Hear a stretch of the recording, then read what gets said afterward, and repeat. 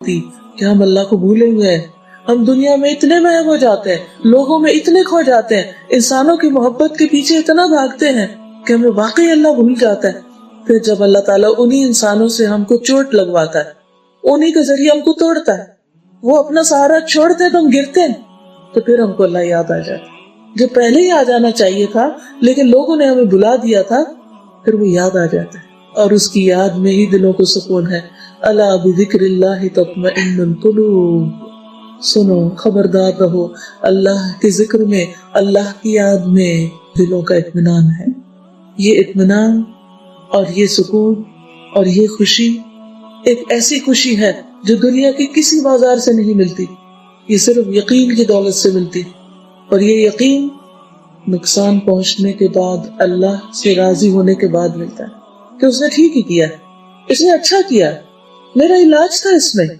کیا ڈاکٹر کے پاس جا کے آپ ناراض ہوتے ہیں کیا آپ کیوں کڑوی دوا دیتے ہیں, آپ نے کیوں میرے لیے آپریشن تجویز کیا, بلکہ خوش ہوتے ہیں کہ کتنا اچھا ڈاکٹر ہے, اس نے مجھے ریکمینڈ کر دیا سرجری کے لیے, اب میری تکلیف جلدی پوری ہو گئی.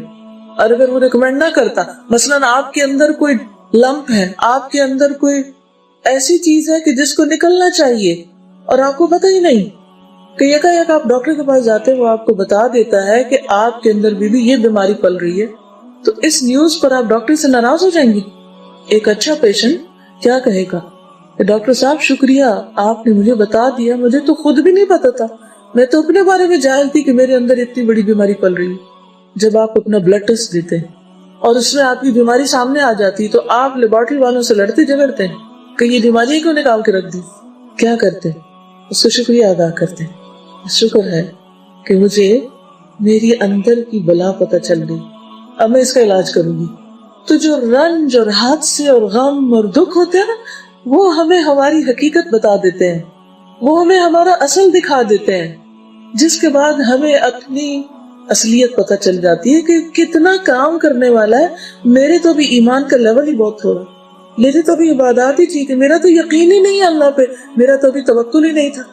تو حادثے ہمیں ہلا کے رکھ دیتے ہیں, ہماری بیماریاں ڈائگنوز کر دیتے ہیں, ہمارے لیے بہت بڑا ٹیسٹ کے بعد ہی پتہ چلتا ہے نا بیماری کیا ہے, پھر اصلاح ہوتی.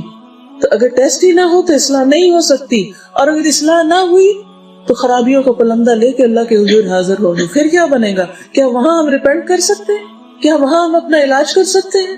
کیا کوئی قبر میں جا کے اپنا علاج کر سکتے ہیں؟ مثلاً اگر ڈاکٹر کسی کو بتا دیں کہ تمہاری یہ اور یہ بیماری ہے, وہ کہ اچھا ابھی تو مجھے فرصت نہیں, جب میں مر جاؤں گا قبر میں فارغ ہو کے لیٹوں گا پھر علاج کراؤں گا, ہو جائے گا علاج اس کا؟ ہرگز نہیں. وہ علاج آج کرنا ہے, چاہے فرصت ہے یا نہیں, چاہے کتنی مصروفیت ہے, چاہے کتنا ہی کام ہے, آج علاج کرنا ہے تاکہ مرنے سے بچیں. اسی طرح اگر کوئی اخلاقی خرابی ہے ہمارے اندر, ایمان میں خرابی ہے, دل میں کوئی خرابی ہے, کوئی نفاق ہے یا شک اللہ کے بارے میں یا اللہ سے ناراضگی ہے, کوئی بھی چیز, تو اس کا علاج مرنے کے بعد نہیں ہوگا. مرنے پر یہ ہارٹ اسی طرح سیل ہو جاتا ہے اور اس کے ساتھ ہی قبر میں جاتا ہے. اگر دل اضطراب اور بے چینی میں ہے تو یہ بے چینی قبر میں ساتھ جائے گی. تو اس کو دنیا میں ٹھیک کرنا ہوگا, اس دل کا علاج کرنا ہوگا مرنے سے پہلے. تو اللہ سبحانہ وتعالی ہم پر جب مہربان ہوتا ہے تو ہمیں کسی ایسی حالت میں ڈالتا ہے کہ دل کی بیماری کھل کے سامنے آ جاتی, اور جب کھل کے سامنے آتی تو پھر ہم اگر اللہ پر اعتماد کریں اور اللہ کی طرف رجوع کریں اور اللہ سے دعا کریں تو بیماری دور ہونے لگتی اور ہم صاف ستھرے ہو جاتے ہیں. اور اگر اللہ سے ناراض ہو تو پہلے سے بھی زیادہ بیمار ہو جاتے ہیں. اس لیے جب ایک انسان اللہ پر اعتماد کرتا ہے تو اللہ تعالیٰ اس کو اپنی رحمت سے نواز کرے, اس کو مزید علم عطا کرتے ہیں, میچورٹی عطا کرتے ہیں, اس کو حکمت دیتے ہیں, اور اس کو اطمینان قلب دیتے ہیں, اس کو سکون قلب جیسی دولت دیتے ہیں, اور پھر اس کے اندر سے ہر طرح کی وسوسے اور فکر اور غم اور یہ ساری چیزیں ختم ہو جاتی. تو اس لیے سیکھنے کی بات کیا تھی, یاد رکھنے کی. نمبر 1, وہم کرنا چھوڑے ہم, خوف کھانا چھوڑے. کچھ نہیں ہوتا جب تک اللہ نہ چاہے, اللہ کو بھروسہ کرے. نمبر 2, اگر کچھ ہو جائے تو اس کو برا نہ سمجھے, کیونکہ اللہ سبحانہ تعالیٰ اس کے ذریعے ہماری مرنے سے پہلے اصلاح چاہتے, ہمارا علاج کرنا چاہتے. جن چیزوں کی طرف سے ہم غافل ہیں وہ ہمیں دکھا کر ہمیں صاف کرنا چاہتے ہیں. اور ہم کیا چاہتے ہیں کہ جب ہم دنیا سے جائیں تو ہم اطمینان کی حالت میں جائیں. اس لیے جب کوئی حادثہ، کوئی تکلیف، ناپسندیدہ، ناخوشگوار حالات ہو تو ہمیں اس پر صبر سے کام لینا چاہیے اور اللہ کے فیصلوں پہ راضی ہونا چاہیے، اور راضی ہونے کے بعد انتظار کرنا چاہیے۔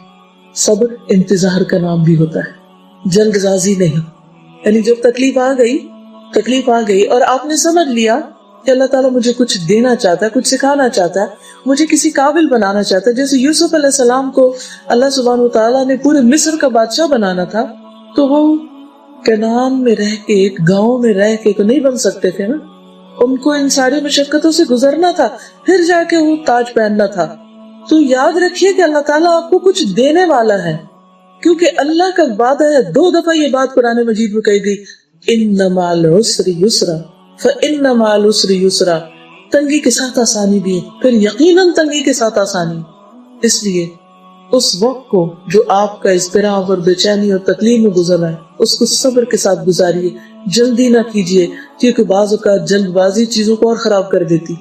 مثلا آپ کو بھوک لگی اور کھانا پک رہا ہے تو آپ کہتے ہیں بس مجھ سے نہیں برداشت ہوتا، بس جیسا ہے اسی طرح اتارو، وہ کھاتے ہیں۔ اب آپ کچا کھانا کھا لیتے ہیں، کیا ہوتا ہے؟ ہو سکتا ہے وقتی طور پر بھوک کا جوش جو ہے وہ ختم ہو جائے، لیکن اس کے بعد پھر کیا ہوتا ہے؟ اگر پیٹ میں درد ہو یا اور کوئی بیماری پل جائے تو یہ کس چیز کا نتیجہ ہے؟ جلد بازی کا۔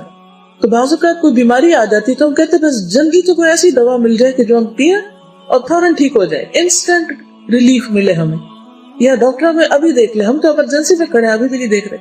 نہیں، ہر چیز کا ایک وقت ہے، اس کو ٹائم چاہیے۔ تو جب کوئی تکلیف آئے تو اپنے دل کو تسلی دینے کے لیے کیا کہیں کہ اب اس نے اپنے وقت پہ جانا ہے، آرام سے بیٹھو، ایک دم نہیں جا سکتے۔ میرے واویلا مچانے سے، میرے چیخنے چلانے سے، میری بے صبری سے، میری بے قراری سے، بے چینی سے یہ نہیں جانے والی، مجھے اب ایکسپٹ کرنا ہے، اس کو تھوڑا ٹائم لگے گا، اب آرام کرو۔